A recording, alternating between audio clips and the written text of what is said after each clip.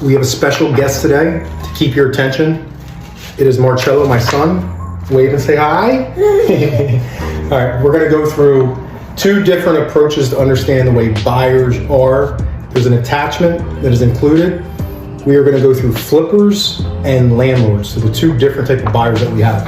First one is flippers. So I'm gonna give you the math of how they evaluate deals. In my experience, there's only three ways a flipper is gonna look at a property. So first and foremost, the most important thing when they make a decision is the ARV. So what is the after repair value of the property? All right, so we have ARV, and there's other videos that are gonna explain it, which is the after repair value of the home. So we have ARV, so say it's $200,000, for example. Then they work backwards. So you always work from the sale price. What is the repair cost? All right, the repair cost is say $50,000, and what is the purchase price? So these two numbers are critical to figure out what the profit is.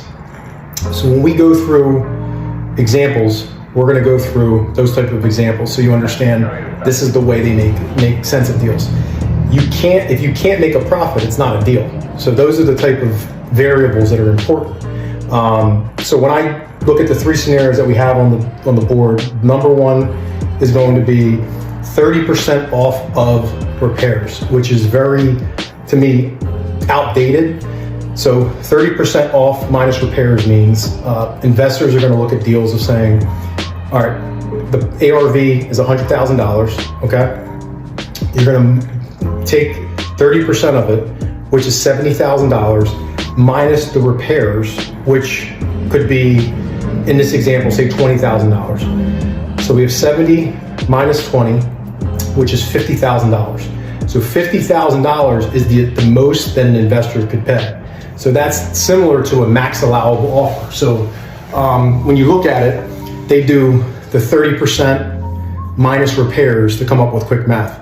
With today's market in 2022, you actually have to go higher than 70% off. But we'll still, for this math, if some buyer ever says 70% off minus repairs, this is what makes sense. Other investors will say they just need to make 15% profit.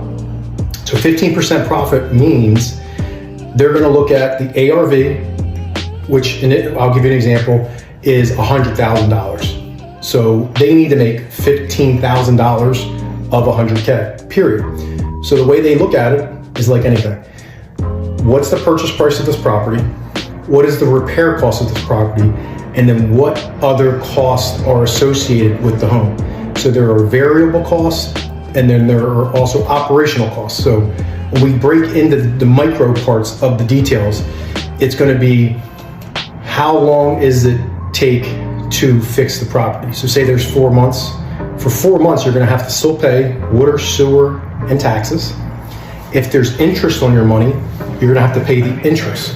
So that's considered, let's just say, other costs. So if you have to make 15%, you have to factor in the cost of the home, the repair cost, and then the other cost, which would be holding cost of how long it's gonna take to hold it, interest on the money, and those things. And then from those calculations, then you will come up with your percent that you'll make in profit. So those are ways that I would give you examples of understanding that there's different costs that are important to understand, and we'll dive in the deep end of it to go through it. But I wanted to just give you more of a macro approach of how investors are gonna look at it. The ARV, which is the after repair value, they always work backwards, flippers, of the home cost, the repair cost, the other cost, and then this is what the most they can pay for it. And that's what we're gonna provide. So when we market these properties, we're gonna give them a number that makes sense because we underwrote the deal completely.